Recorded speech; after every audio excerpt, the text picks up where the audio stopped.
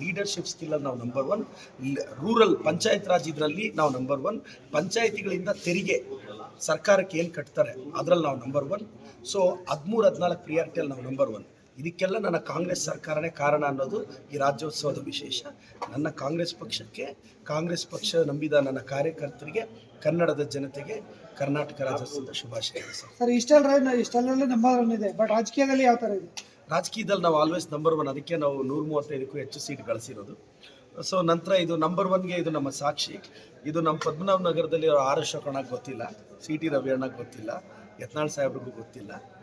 ನಮ್ಮ ಆರ್ ಅಶೋಕಣ್ಣವ್ರು ಇತ್ತೀಚಿನ ದಿನಗಳಲ್ಲಿ ಪ್ರಿಯಾಂಕ್ ಖರ್ಗೆ ಸಾಹೇಬ್ರ ರಿಪೋರ್ಟ್ ಕಾರ್ಡ್ ಕೇಳಿದ್ರು. ಅಶೋಕಣ್ಣ, ನೀವು ಪದ್ಮನಾಭ ನಗರದ ರಿಪೋರ್ಟ್ ಕಾರ್ಡ್ ಕೊಟ್ಟರೆ ಅದೆಲ್ಲ ನೋಡಿದ ಮೇಲೆ ನನಗೆ ಗೊತ್ತಿರೋ ಪ್ರಕಾರ ಕೊಡೋಕ್ಕೇನೂ ಇರಲ್ಲ, ಖಾಲಿ ಬುಕ್ ಆದರೂ ಕೊಡಿ ಅಣ್ಣ, ನೀವು ಖಾಲಿ ಬುಕ್ ಕೊಟ್ಟ ಮೇಲೆ ನಮ್ಮ ರಿಪೋರ್ಟ್ ಕಾರ್ಡ್ ನಿಮ್ಗೆ ಕೊಡ್ತೀವಿ ಅಂತ ಸರ್. ಸರಿ, ನವೆಂಬರ್, ಅದು ವಿಶೇಷವಾಗಿ ನವೆಂಬರ್ 1 ಅಂದರೆ ಇಲ್ಲಿಂದ ನವೆಂಬರ್ ಕ್ರಾಂತಿ ಅನ್ನೋ ಒಂದು ವಿಚಾರ ರಾಜ್ಯದಲ್ಲಿ ನಾನು ಕಾಂಗ್ರೆಸ್ ಪಕ್ಷದ ಸಾಮಾನ್ಯ ಕಾರ್ಯಕರ್ತ. ಕ್ರಾಂತಿ ಏನಾಗುತ್ತೋ ನನಗೆ ಖಂಡಿತವಾಗೂ ಗೊತ್ತಿಲ್ಲ. ಹೈಕಮಾಂಡು, ನನ್ನ ಮುಖ್ಯಮಂತ್ರಿಗಳು, ಉಪಮುಖ್ಯಮಂತ್ರಿಗಳು ಏನು ತೀರ್ಮಾನ ತೊಗೊಂಡ್ರೆ ಅದಕ್ಕೆ ನಾವೆಲ್ಲರೂ ಬದ್ಧವಾಗಿರ್ತೀವಿ.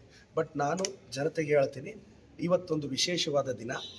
ನಾನು ಇವತ್ತೊಂದು ಐತಿಹಾಸಿಕ ತೀರ್ಮಾನ ತೊಗೊತಾ ಇದ್ದೀನಿ ಶಾಸಕನಾಗಿ. ಮುದ್ದೇನಹಳ್ಳಿಯಲ್ಲಿ 600 ಬೆಡ್ಡೆಡ್ ಹಾಸ್ಪಿಟಲ್ ಬರ್ತಾ ಇದೆ. ಆದರೆ ಅಲ್ಲಿ ನೀರಿನ ಸಮಸ್ಯೆ ಇತ್ತು. ಕಳೆದ 10 ವರ್ಷದಿಂದ ಅಳುಬ್ರೂ ಮಾಡಲಿಲ್ಲ, ಯಾರೂ ಮಾಡಲಿಲ್ಲ. ನಗರಸಭೆಯವ್ರಿಗೆ ನಾನು ಕನ್ವಿನ್ಸ್ ಮಾಡಿದ್ರೆ ಅವರು ಒಪ್ಪಲಿಲ್ಲ. ನಿನ್ನೆ ನಗರಸಭೆ ಟರ್ಮ್ ಮುಗಿದಿದೆ. ಈಗ ನಾನು ಕಮಿಷನರ್ನ ಮಾತಾಡಿದ್ದೀನಿ ನಿನ್ನೆಯಿಂದ. ಇವತ್ತೊಂದು ಘಟನೋತ್ತರ ಆದೇಶ ಅಂತಿರೋ, ಸುಗ್ರೀವಾಜ್ಞೆ ಅಂತಿರೋ ಗೊತ್ತಿಲ್ಲ. ಮುದ್ದೇನಹಳ್ಳಿಗೆ ಎಷ್ಟು ಅವಶ್ಯಕತೆ ಇದೆಯೋ ಅಷ್ಟು ನೀರನ್ನು ನಾನು ಹರಿಸೋ ಅಂತಕ್ಕಂಥ ಆರ್ಡ್ರನ್ನ ಇವತ್ತು ಅಥವಾ ನಾಳೆ ಮಾಡ್ತಿದ್ದೀನಿ. ಮುದ್ದೇನಹಳ್ಳಿ ಅನ್ನೋ ಕ್ಷೇತ್ರದ ಪರವಾಗಿ ಪ್ರದೀಪ್ ಈಶ್ವರ್ ಇದ್ದಾರೆ, ಚಿಕ್ಕಬಳ್ಳಾಪುರದವ್ರು ಇದ್ದಾರೆ ಅಂತ. ಕಳೆದ 10 ವರ್ಷದಿಂದ ಆಗದೇ ಇರೋ ಕೆಲಸನ ನಾನು ಇವತ್ತು ಆ ಕೆಲಸ ಮಾಡ್ತಾ ಇದ್ದೀನಿ. ಜಕ್ಕಲ್ಮಡುಗುವಿಂದ ಅವ್ರಿಗೆ ಬೇಕಾಗಿರೋಷ್ಟು ನೀರು ಹರಿಸ್ತಾ ಇದ್ದೀನಿ. ಇದು ನಾನು ಮಧುಸೂದನ್ ಸಾಯಿವರೆಗೂ ಅವರು ಆಶ್ರಮಕ್ಕೆ ನಾನು ಕೊಡೋ ಗೌರವ ಸರ್. ನವೆಂಬರ್ನಲ್ಲಿ ಕ್ರಾಂತಿ ಆದರೆ ತಮಗೆ ಸಚಿವ ಸ್ಥಾನ ಬೇಕು ಅಂತ ನಾನು ಸನ್ಯಾಸಿ ಅಲ್ಲ, ನನಗೂ ಆಸೆ ಇದೆ. ನಾನು ಬಲಿಜ ಸಮುದಾಯದಲ್ಲಿ ಒಬ್ಬನೇ ಇರೋದ್ರಿಂದ ನನಗೆ ಸಿಗುತ್ತೆ ಅನ್ನೋ ನಂಬಿಕೆ ಇದೆ. ಸಿಗದೇ ಇದ್ದರೂ ನನಗೆ ಬೇಜಾರಿಲ್ಲ. ಕೇಳಿದ್ದೀವಿ, ನಮ್ಮ ಧರ್ಮ. ನನ್ನ ಉಸ್ತುವಾರಿ ಸಚಿವರು ಒಳ್ಳೆ ಕೆಲಸ ಮಾಡ್ತಿದ್ದಾರೆ, ಅವ್ರಿಗೆ ಕೊಟ್ಟರು ಸಂತೋಷ, ಕಂಟಿನ್ಯೂ ಮಾಡಿದ್ರು.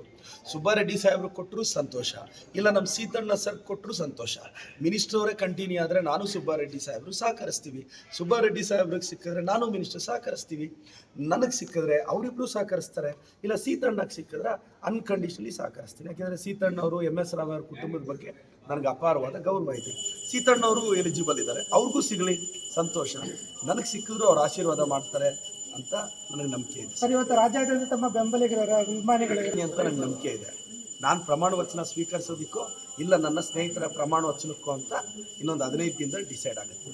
ಆದರೂ ದೈವಬಲ ನನ್ನ ಜೊತೆ ಇದೆ ಸರ್, ಒಳ್ಳೇದಾಗುತ್ತೆ ಅನ್ನೋ ನಂಬಿಕೆ ನನಗಿದೆ. ಸರ್, ನವೆಂಬರಲ್ಲಿ ಇದೇ ತಿಂಗಳಲ್ಲಿ CM ಬದಲಾವಣೆ ವಿಚಾರ ಪದೇ ತರ್ತಾ ಇರೋದು. ನಾನು CM ಬಗ್ಗೆ DCM ಬಗ್ಗೆ ಮಾತಾಡೋಷ್ಟು ಅರ್ಹತೆ, ಯೋಗ್ಯತೆ ನನಗಿಲ್ಲ. ನನ್ನ ಅರ್ಹತೆ ಕಾಂಗ್ರೆಸ್ ಪಕ್ಷದಲ್ಲಿ ಏನಂದರೆ KPCCL ಕಸ ಗುಡಿಸೋಷ್ಟು ಅರ್ಹತೆ ಅಷ್ಟೇ. ನಾನು ಇದನ್ನೇನು ಈಗೋ ಇಲ್ಲದೆ ಹೇಳ್ತೀನಿ. ಅಲ್ಲ ಸರ್, ಅವರ ಬಗ್ಗೆ ಪದೇ ವಿಷಯ ತರ್ತಿರೋರಿಗೆ ಏನು ಹೇಳ್ತೀವಿ? ಈ BJP ಅವರಿಗೆ ಆರ್ ಅಶೋಕಣ್ಣ ಚೇರ್ ಮೇಲೆ ಸುನೀಲ್ ಅಣ್ಣ ಕಣ್ಣು ಹಾಕಿದ್ದಾರೆ, ಅವ್ರಿಗೆ ಅದು ಭಯ. ಇಲ್ಲಿ ವಿಜೇಂದ್ರ ಚೇರ್ ಮೇಲೆ ಸೋಮಣ್ಣ ಕಣ್ಣು ಹಾಕಿದ್ದಾರೆ, ಅದು ಅವ್ರಿಗೆ ಭಯ. ಆ ಚೇರ್ಗಳು ಉಳಿಸ್ಕೊಳ್ಳೋದಕ್ಕೆ ಟಾಪಿಕ್ ನಮ್ಮ ಕಡೆ ಡೈವರ್ಟ್ ಮಾಡ್ತಾ ಇದ್ದಾರೆ. ಮೊನ್ನೆ CT ರವಿ ಅಣ್ಣವ್ರು ನಿಮ್ಮ ವಾಹಿನಿಯಲ್ಲಿ ಒಂದು ಮಾತು ಹೇಳಿದ್ರು, ಪ್ರದೀಪ್ ಈಶ್ವರ್ ಅವರು ರ್ಯಾಂಕ್ ಎಷ್ಟು ಕಾಂಗ್ರೆಸ್ಸಲ್ಲಿ ಅಂತ. ನಂದು ಫಸ್ಟ್ ರ್ಯಾಂಕ್ ಅಣ್ಣ, ನಂದು ಫಸ್ಟ್ ರ್ಯಾಂಕ್ ಕಾಂಗ್ರೆಸ್ಸಲ್ಲಿ.